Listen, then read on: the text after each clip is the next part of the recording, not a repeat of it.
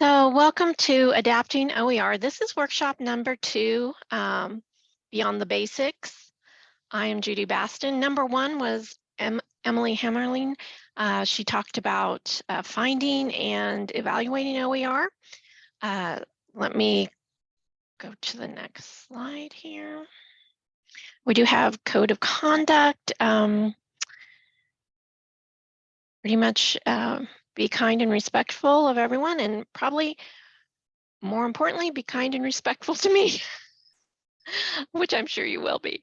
I hopefully will be able to answer your questions, but let me know if there's just something that's really confusing, and definitely ask questions along the way. I'm definitely open to that. You can ask in chat, or you can go ahead and ask. Just go ahead and just, raise your hand or just blurt it out. That's fine. So as we get started, if you want to go ahead and post your name and position in the chat, so everyone, so we all know who's here. The agenda I have for today is we're going to talk about the reasons to adapt an OER textbook. We're going to talk a little bit about, and Emily kind of inspired me, we're going to focus on the questions to ask yourself as you're getting ready to adapt. A couple of these are evaluation questions that sort of relate to what Emily was doing and at that first workshop.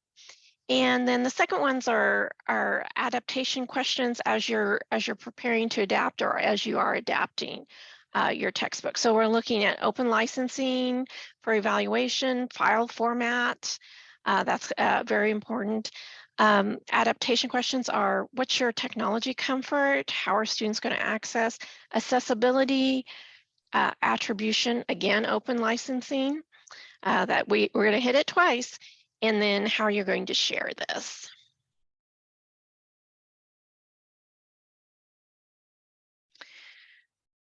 So some of the reasons to adapt an open textbook, I didn't put them all in here, but I started with some of the most obvious ones, I guess you'd say, to correct errors or inaccuracies, update the book with current information, add more media links, things like that. But there are many other reasons. One I didn't put in here is translation, to make a translation. One that I have noticed working with people here at Butler, one of the things that they adapt for is making sure to add local information like Kansas laws. I was helping someone create a leadership of child development textbook, and they needed to replace the California. They found a great textbook. It was perfect, except it talked about California laws, and they needed to make the change to Kansas laws that are happening here. So that's another one is a geology textbook that was for Canada. So they were going to make it more for the United States, and then Kansas specific. So you see that a lot. Adjusting for different grade or course level, address a particular teaching style or learning style. I actually adapted a chapter in a textbook.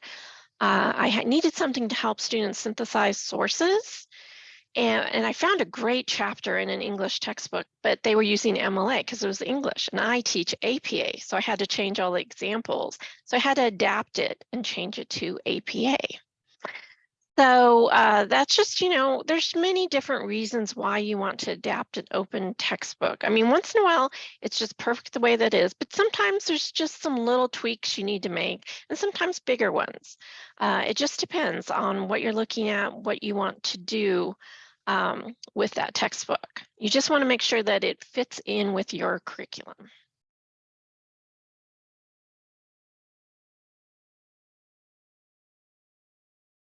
Here's some evaluation questions to ask. Is the content available under a license which allows for modification?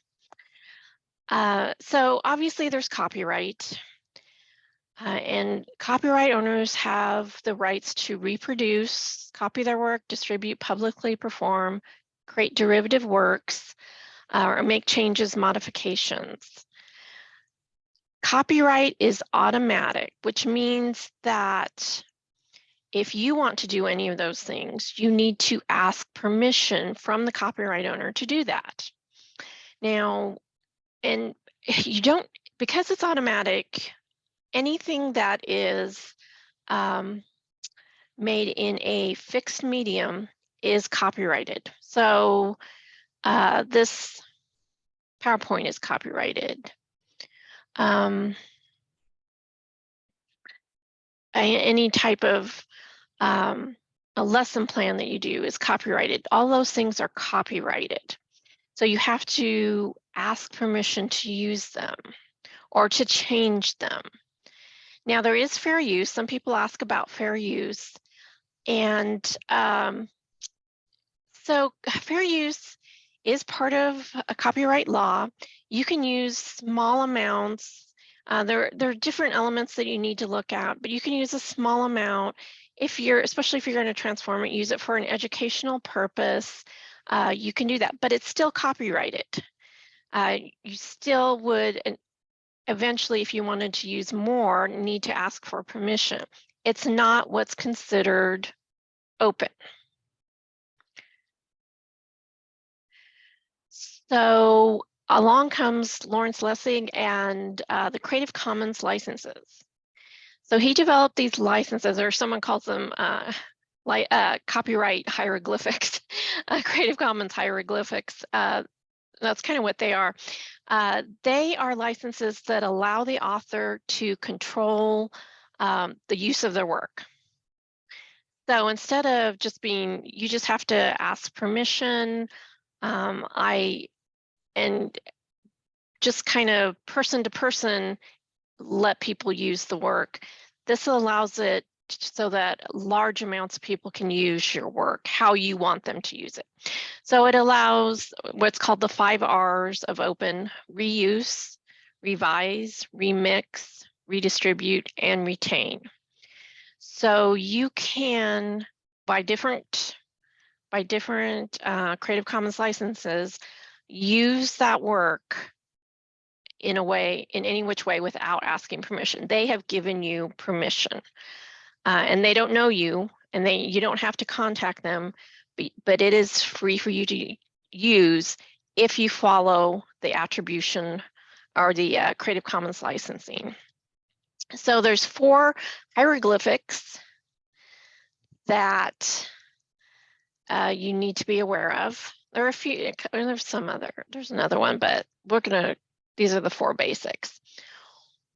First is, you see this you see this person, that is attribution. So that is the most open license you can have, which means you're just allowing whoever to copy it, to change it, to do whatever they want to do with it. You just want to have attribution.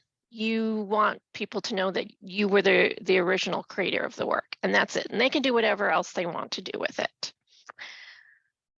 The next one is the most closed of the 4, and that's no derivative works, meaning you can't change it, but you can use it without asking permission. So you can't change the laws, or you can't change any wording or anything like that. You can't add anything to it. It has to stay the same. You still need to attribute, but you can't make any changes. The next one is share alike, and it's this weird one with kind of a arrow going backwards around. That means that the author wants to make sure that you are keeping the work open. So if they use a share alike, and you can see, so here's a by share alike. So you have to do attribution. You notice you have to do attribution with all of these, but the share alike means that if you create any work new within adapting their work, you have to license your work like this. And we'll talk about this a little bit later. We'll get back to this. Here's another share alike. The last one is one that we don't need to worry too much about: non-commercial, meaning you can use it remix it, make changes, add to it, but you cannot sell it for money. And more, of course, we're in an educational environment, and so we're pretty much not likely to do that. So, so that usually isn't too much of a worry for us. And so you can see the different combinations here. Now, I guess I said again, by is used on all of these, so you have to attribute. As Emily said in the last one, this is sort of a legal technicality, I guess you would say, that you have to attribute everything that you're using. That's just a normal circumstance. But then these are the non-derivative. You can't make changes to them, and you can't sell these. And this one here. This is a share alike. So if you have anything with this license or this license, you have to use that license when you're creating your own work. Or if you're adapting and want to license your own work with it, you have to use the share alike. Now, does anyone have questions on that? We're going to hit this again a little later when you're creating your own licenses, but does anyone have any questions about this right now?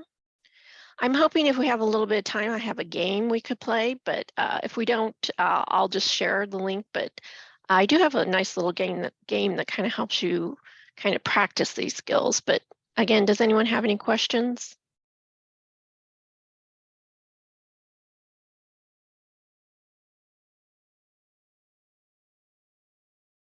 No? Okay. Oh, I noticed Rochelle said she adapted a pre-algebra to basic math by changing the introduction of integers early to the end. See, yes, that is a good example of right, but adaptation. Yeah, and I only did it for my class of like 10 people. So I'm interested to see whether I am required to post it back or whether I'm okay with what I did. So what do you mean by post it back? Well, I started with the OER document, the DOC, the Word documents, and we were using a book that I didn't think gave enough information.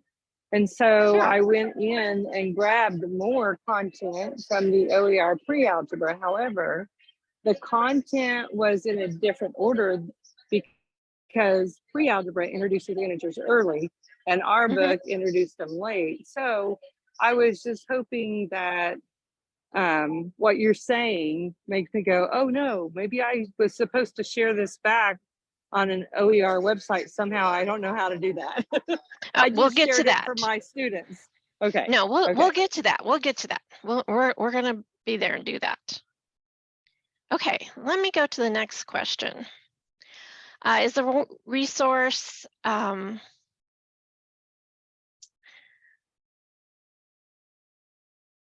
let's see, this is covering it up. Is the resource in a file format which allows for adaptations, modifications, rearrangements, and updates? So what file format is it in? That's when I've worked with our faculty adapting, that has been a bit of a stumbling block. So I've listed some here. The first one is PDF, and as you research, it's sort of like it's really called the cursed PDF. It's used quite a bit. A lot of faculty put their textbooks in PDF, but it's one of the least editable file formats, unless you have Adobe or unless you put it in optical character recognition, so it allows for copying and pasting, but you still need to have Adobe to be able to make changes. And so it's considered like the least appealing of the file formats, but the one that's used the most. Another couple one are Pressbooks and OpenStax. Pressbooks, they have their own editor. So you do have to pay for Pressbooks. I don't know, you may have a little limited free that you can do, but you do have to pay for it. OpenStax is free, but it's a limited editor. But there's a learning curve to those. So I would say, if you have the time, that maybe they'd be okay. If you have the money for Pressbooks, that'd be good. I put LMS in here. I was really thinking Canvas Commons. If any of you are Canvas users, there is the Canvas Commons, which is open source that you can pull. We actually, our psychology classes are going to a OER, and they found a book on OpenStax, but then they actually found it in, someone had already put it into modules in the Canvas Commons that we can just download into Canvas, so it made it so much easier. Now, what I would like to know, if anyone knows this, does Blackboard or any other LMS have that kind of commons open directory that you can pull from? I don't know. I've taught 7 years in Blackboard, and I'm not sure. I've never heard that they've had anything like that. And then, of course, there's Word and Google Docs. And I was going to click on this. Those are probably the most editable. Everyone has Word or Google that they can edit their documents. And I'm just, let's see if this will go into this. This is one that I found. It's called the Anti-Textbook of Writing. It's a very unique source. If any of you are English teachers, I can give you the link to this because it's very different. But if you look, she has PDF and Word, plus it's in Google Docs too. And she also has, expanded for a screen reader. She has condensed. So she has several different, in Google Docs, several different types of the same book in different formats for you to edit, but also, of course, for students to use too. So I thought that was pretty interesting.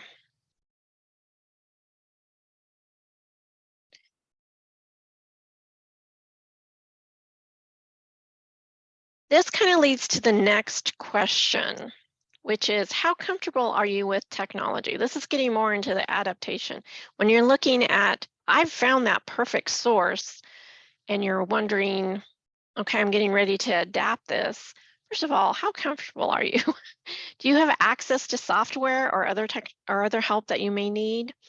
So you need to think about that. PDF, again, Adobe is something that you'll need to be thinking about. If you find a PDF, that's why it makes it just so hard.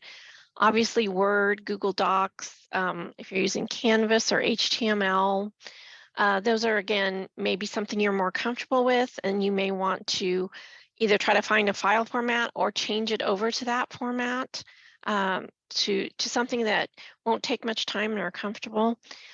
If I go to Open Textbook Library, like this one, these are the formats it's available in: ebook, online, XML, which XML is like EPUB usually, which can be edited, but again, do you know how to do that? Do you have access to that software? And a PDF. So these are things to think about. What technology can I best use to adapt this?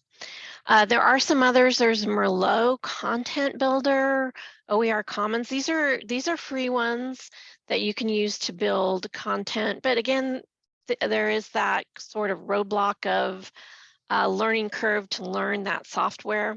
Again, Pressbooks, again, learning curve to learn that. Plus, it does cost money. LibreText, which it does cost money, but we are hopefully having a state subscription to it. So your institution may already have it, and your institutions may already have Pressbooks too. Throw that into the chat if you know that your institution uses Pressbooks or LibreText, but hopefully we'll have a state subscription so that it'll be expanded statewide to be able to use this software creating of an OER.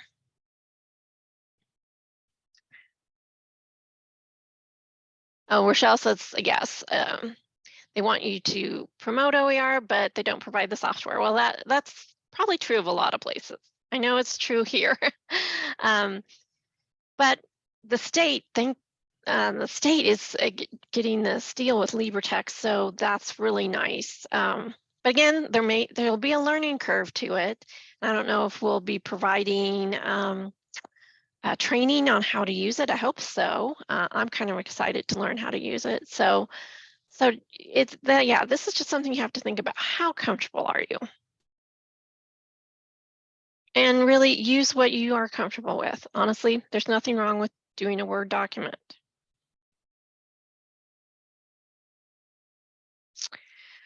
So the next question is, where will your students access your OER and in what formats?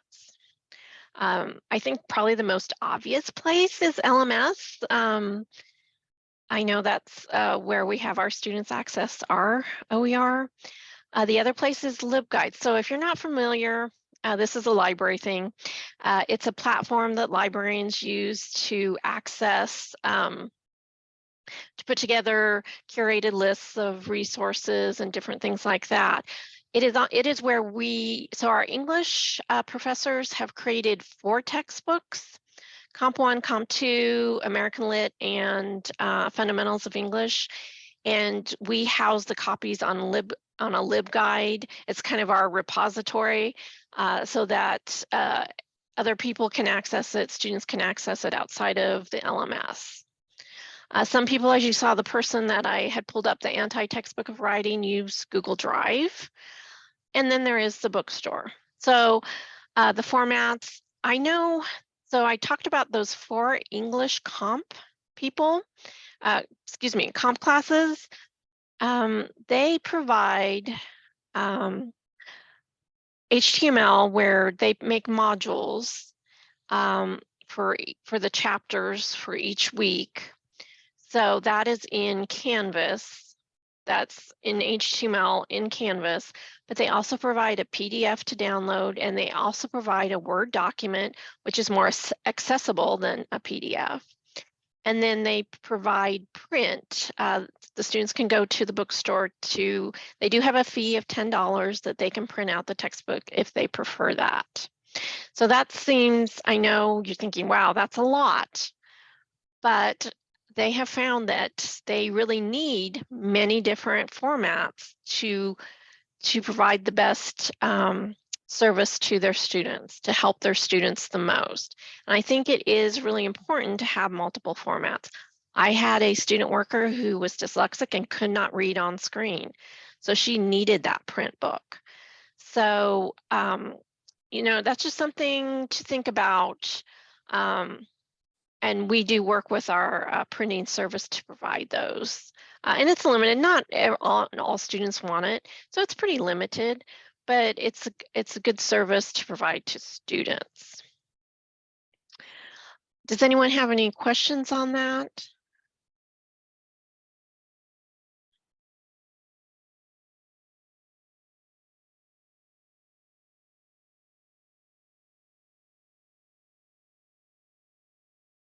The next question is, how will you make your OER easily accessible? This is where I'm least knowledgeable. We do, especially our ed tech people are the more knowledgeable about accessibility. I do know, make sure that all digital text is machine readable, make sure you tag and describe images, tables, headings, subheadings, and there's so much more and I am so excited about the 3rd workshop on accessibility, because as I said, I am not that knowledgeable about that. I know from the English people that, like I said, they provide PDF, but they provide Word because it is more accessible than the PDF. So that's why they provide those 2 different types.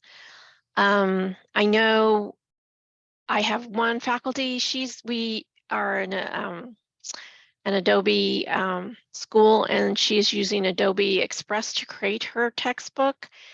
And there are some accessibility issues with that she's working through.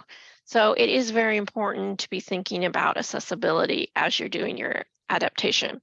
Maybe maybe the textbook you're going to use has not been accessible. So that is something that you have to work on and adapt to make it accessible. So I'm very, very excited about Workshop 3. It will be April 6th, I think. And unfortunately, thank goodness it's recorded because I can't attend, but I will be watching that recording.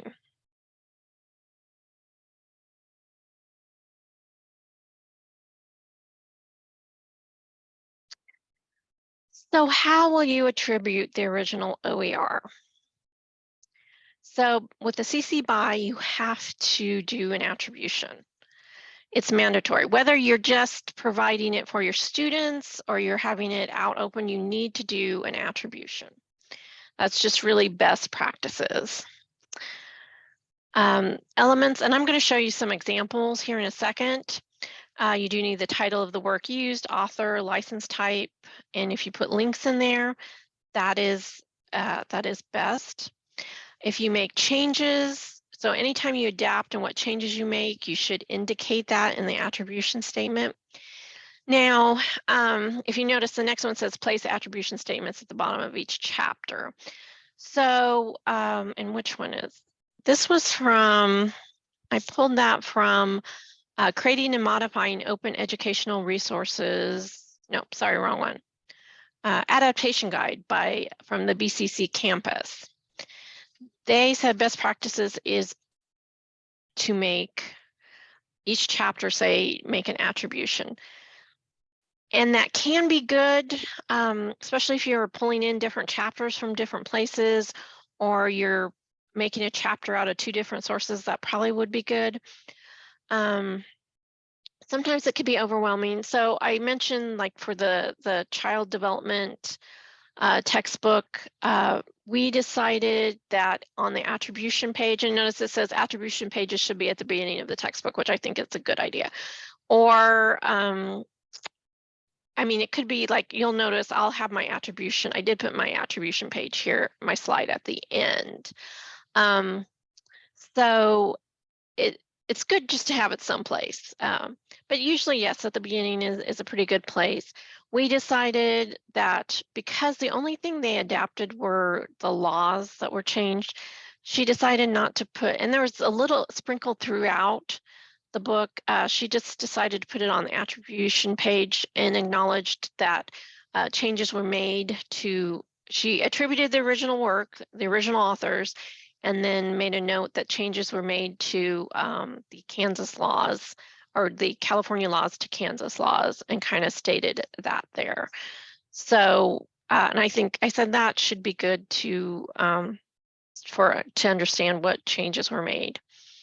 And to do an attribution, I like the Open Attribution Builder. That's what I used for this one. That's what I use all the time. So the Open Attribution Builder is just a little template. You fill in your title, URL, whatever you happen to have. You don't always have an organization or project. You'll choose the license that they have. If it's a derivative work, then that's where, when you make changes, you can add that here, and then it'll make an attribution for you. And you just copy and paste. It's pretty easy to do. Now, if you are not making any changes, you can just copy and paste the attribution that is on the original work. So I do have, oh, Rochelle said she placed in her footer, adapted from, yes, and that's fine.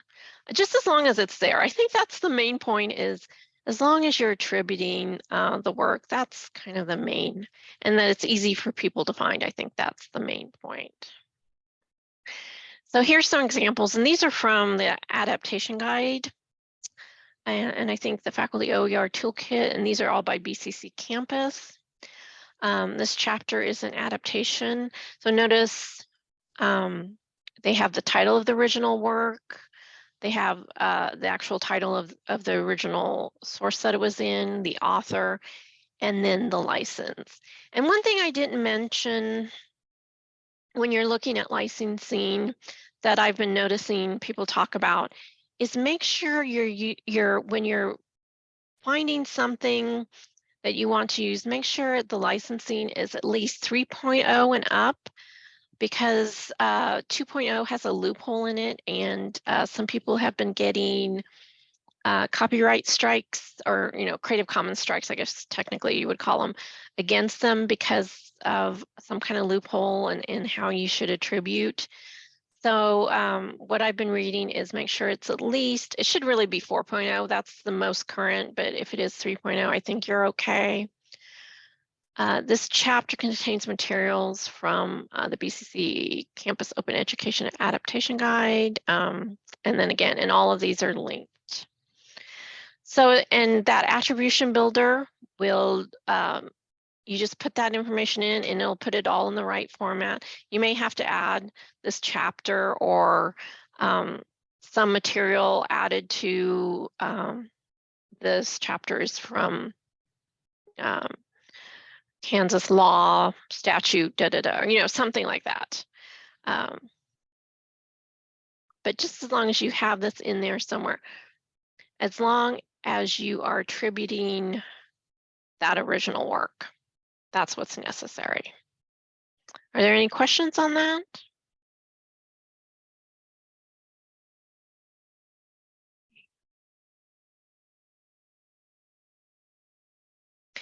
So we are back at the Creative Commons licenses. So obviously you're attributing the original work, but if you have your own, you create work too, let's say you're mixing it with your own original creation of work, you will have to create your own license for that work. Now, remember, respect the license of the original work. That's where we're back at the share alike, where you see the little backwards arrow, SA. So if you're using something that has this type of work in it and you're mixing it with your original work, let's say it's this attribution, non-commercial share alike, you will have to use this. That is required. So if that's something you're not fond of, you may have to take that work out so that you can make your own license. But if you have this share alike, one of these two, you have to use these licenses. If you don't have something like that, and you're like, well, what license do I want to? Creative Commons has a really nice choose a license. This is in beta, but I like it much better than the older one. And you just go along and say, no, I need help selecting a license. And do you want attribution for your work? Yes. You can say no. And so notice it's like a 0 with a line. Sometimes you'll see a backwards C with a line. That means that public domain. So you don't want, they can do whatever they want with it, even for commercial purposes, and you don't need attribution. So you can say that is a choice you have, but you can say, yes, I want it. And notice it's kind of making the license sorted for you, and it does have a deed. So we go next, and you want to allow others to use your work commercially. You could say yes. Do you want to allow others to, we're going to make this pretty open. And notice I probably should change it. Under any terms, no. They have to use mine. So I'm doing a share alike here. They must use the same license if they adapt it. So notice there's the SA, the backward arrow as that changes. So it'll help you create the license that you want. And there's some other information there.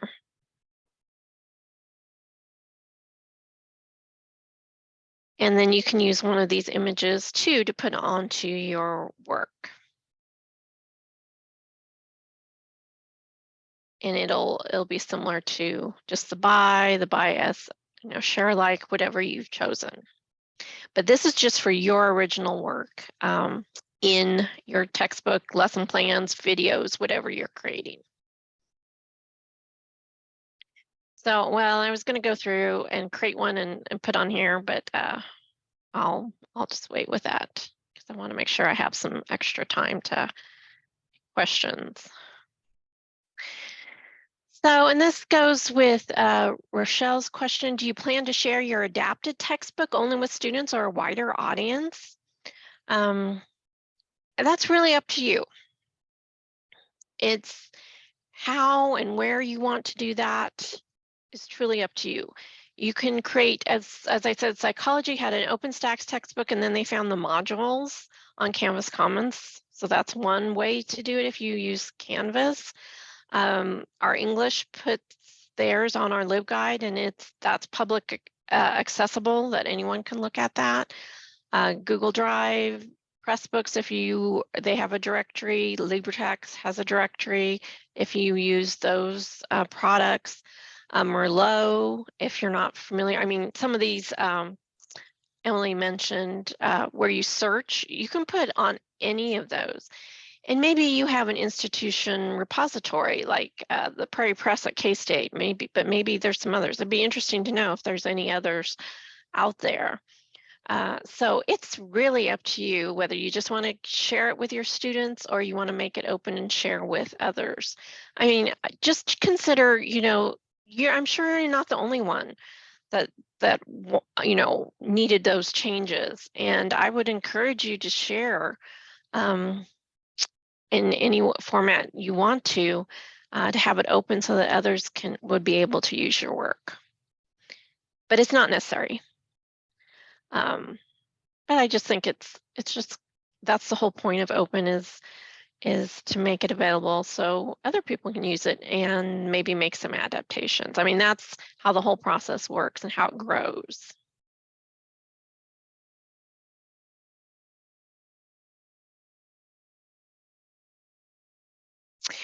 So here are my attributions. I put them at the end, and I will for later people, I will resend this presentation plus I have a resource page too that has these.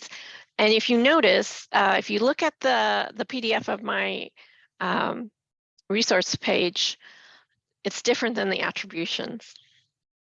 So, and honestly, I could have used the attributions for the resource page. This follows the attribution kind of guidelines where in that resource page, I used APA and did it more as a citation.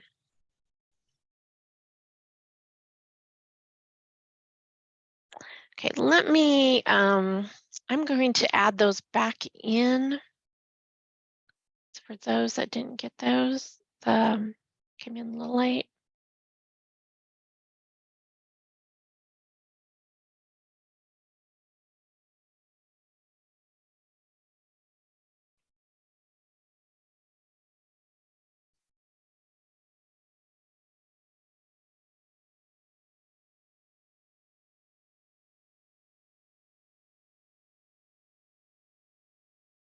Okay. Any questions at all?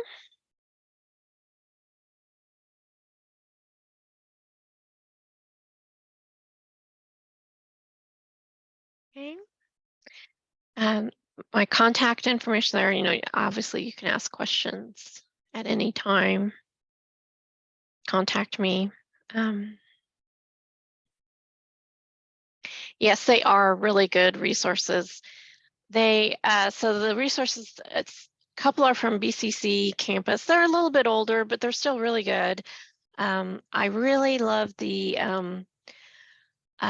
Modifying Open Textbook, What You Need to Know. That was done by a large group of professors. That was a great one. And it really, if you notice, it'll go into the different formats and how to modify them. So if you're hit with something you're not sure what to do with that format, it covers a lot of formats in that one. And then the adaptation, I keep getting them mixed up. Creating and Modifying Open Educational Resources by Affordable Learning Georgia. They have some really good tutorials. I pulled out of the second one, and they take all these textbooks and they kind of shorten them so it's a little more readable. I mean, they're all readable, but it kind of condenses it down a little bit. They did a really nice job with their modules tutorials.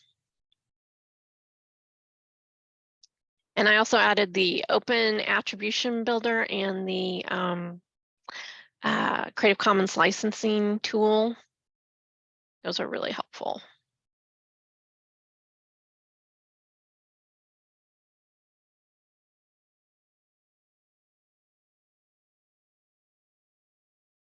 Any other questions? If anyone wants to stick around, we can play a little Creative Commons licensing game.